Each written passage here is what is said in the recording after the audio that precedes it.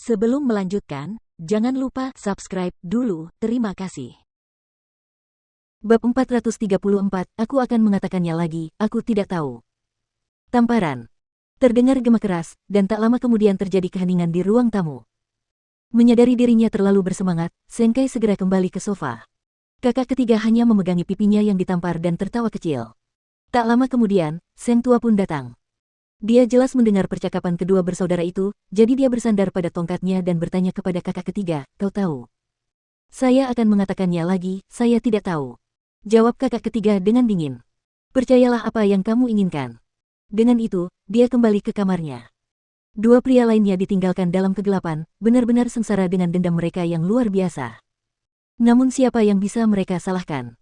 Mereka hanya bisa menyalahkan Seng Xiao karena terlalu licik. Bahkan Feng Sanshan yang mengawasi Mukiki tidak mengungkap satu hal pun. Tampaknya keluarga Seng ditakdirkan tidak bisa tidur malam ini. Pada saat yang sama, media dan tabloid gempar. Lagi pula, seberapa legendariskah kisah Seng Xiao? Selama 6 bulan terakhir, semua orang yakin bahwa mereka dapat mengendalikan Seng Xiao. Mereka tidak menyangka dia begitu keras kepala, dan diam-diam mengembangkan Zongteng hingga menjadi seperti sekarang tanpa sepengetahuan siapapun. Itu benar-benar tak terpikirkan, dan sepenuhnya membuktikan bahwa kemampuan Seng Xiao tidak dapat dibandingkan dengan manusia biasa. Keesokan paginya, foto-foto Seng Xiao yang membawa Mukiki untuk menghadiri pertemuan bisnis tersebar di mana-mana. Mereka benar-benar tampak seperti pasangan yang ideal, dan memang cocok satu sama lain. Setelah membaca koran dengan salah satu gambar tersebut, Papa Seng bertanya kepada Seng Xiao saat melihatnya turun ke bawah, apa reaksi keluarga Seng tadi malam? Kakak kedua pergi di tengah jalan, jawab Seng Xiao. Dia mungkin sekarang menjadi CEO Huang Yao, tetapi pola pikirnya masih kurang. Papa Seng menyingkirkan kertas itu. Apalagi orang lama di keluarga itu. Siapa yang peduli dengan mereka sekarang? Mama Seng keluar dari dapur sambil membawa sebotol susu, dan duduk di samping suaminya. Aku hanya butuh seluruh dunia untuk melihat anakku. 6 bulan terakhir terasa sedikit membosankan. Apapun yang terjadi, kalian semua harus tetap aman. Ayahmu bekerja sepanjang hari dan aku juga punya urusan sendiri. Tidak perlu khawatir tentang bahaya atau apapun, meskipun kamu harus lebih peduli pada Xiaoqi. Mukiki sendiri tertidur sampai tengah hari. Dia sedang dalam masa istirahat yang langka, dan tidak ada kasus di laboratorium forensik, itulah sebabnya dia tidak bangun dari tempat tidur ketika Seng Xiao bangun. Namun, dia mendapat telepon dari Feng Sanshan untuk bermain-main. Lupakan saja. Kau masih digaji oleh orang tua itu. Aku takut kau akan memakanku. Tetap saja, dia terkejut ketika Feng Sanshan tertawa dari ujung sana. Semua orang di seluruh dunia sekarang tahu siapa CEO Zongteng. Tidakkah kamu ingin keluar untuk bersantai sebentar? Harap memiliki kesadaran diri seperti musuh. Aku akan kembali tidur. Tidak ada yang tahu apa yang akan dilakukan Old Seng terhadap Feng Sanshan, meskipun dia mungkin bisa mengatasinya sendiri. Meski begitu, Mukiki berharap tidak ada orang tak bersalah yang terluka atas masalah ini. Tentu saja tidak perlu membicarakan suasana di keluarga Seng. Semuanya suram setelah berita tentang posisi baru Seng Xiao tersebar, karena tidak seorang pun dari mereka menyangka bahwa seseorang yang kemarin terpuruk akan bangkit lagi hari ini. Tentu saja, selain Old Seng dan Seng Kai, kakak keenam juga sangat kesal. Aku benar-benar tidak menyangka bajingan itu akan membalikkan keadaan. Sementara itu, lelaki tua itu tidak mengatakan sepatah kata pun sejak tadi malam, dan hal itu terus berlanjut bahkan saat ia duduk di meja sarapan hari ini. Yang lain bahkan tidak berani berbicara terlalu keras saat mereka menunggunya berbicara. Makanlah. Apa yang kalian semua lihat dariku? Kami khawatir padamu, kakek. Apa yang perlu dikhawatirkan dariku? Balas Seng Tua, meskipun ia tampak menua dalam semalam.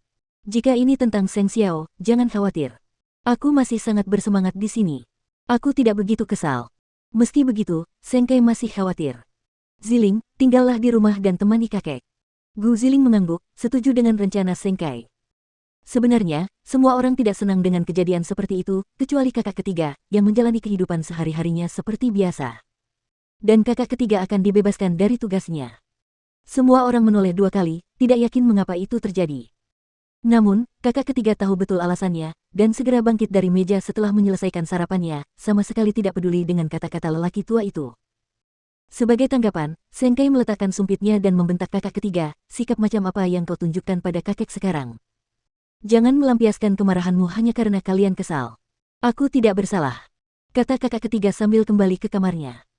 Sementara itu, melihat betapa marahnya suami dan para tetua, Gu Ziling akhirnya tidak dapat menahan apa yang disimpannya dalam hati. Kai, kakek. Aku rasa pendirian Zongteng oleh Seng Xiao bukanlah hal yang buruk bagi kita. Coba pikirkan, meskipun Seng Xiao meninggalkan keluarga, darahnya adalah darah Seng. Karena dia ingin berpisah dari kita, kita hanya perlu mencegahnya mendapatkan apa yang diinginkannya. Kita bisa memanfaatkannya untuk mendapatkan pengaruh dan memperluas koneksi kita, sehingga menambah daya ungkit di pihak kita setiap kali kita menuju meja perundingan. Bayangkan saja.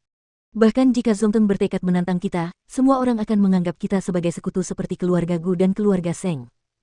Dengan begitu, Huang Yao akan memperoleh lapisan kepastian lainnya. Apalagi kalau bukan keuntungan.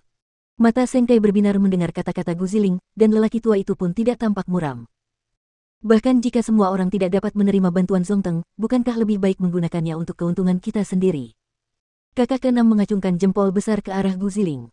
Kakak kedua, kamu benar-benar pintar.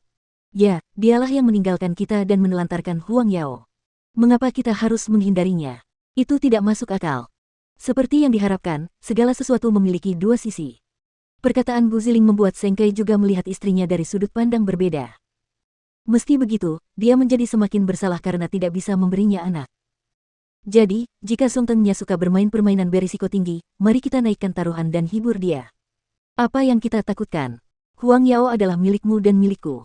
Siapa yang berani mengatakan sesuatu yang menentang itu? Bagaimanapun juga, itu berarti Huang Yao akan mulai menjadi tidak masuk akal. Tidak, mereka tidak akan tahu malu. Karena kedua belah pihak sama-sama berniat untuk saling menyakiti, lalu saling menyakiti. Dengan itu, Old Seng mengambil keputusan, perkataan Gu Ziling tepat sekali. Seng Kai, pergilah bertanya dan cari tahu siapa saja mitra Zongteng. Kita akan menggunakan nama Zongteng sendiri untuk membangun hubungan baik dengan mereka.